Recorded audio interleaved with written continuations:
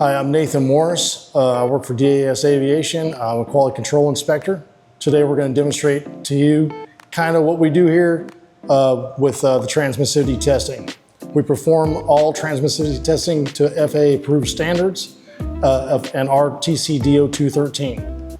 We can test anything from as small as a Embraer Phenom 300 radome all the way up to a larger size radome like a Boeing 787 radome. This radome here is a Challenger 300 radome. So what we're doing here is we're proving that the radio signal is going through this radome at a percentage that's acceptable to show that there's enough return signal after we've repaired it. And why that's important is that we want to know, and the customer wants to know, that this is going to operate the same way it does when they install it on the airplane. So this is a test that we provide the customer, kind of a way of us showing them, hey, this is going to be a good radome when you install it on your airplane. And those are based on industry standards of what typical radar equipment and forward-facing Doppler radar equipment, those signals are generated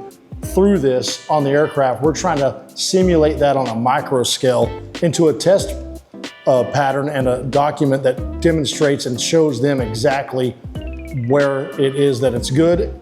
Also, if we detect certain signals that are not coming through at the percentage it's supposed to be coming through, that gives us the opportunity to find anomalies in this that may need to be corrected before we ship it to the customer.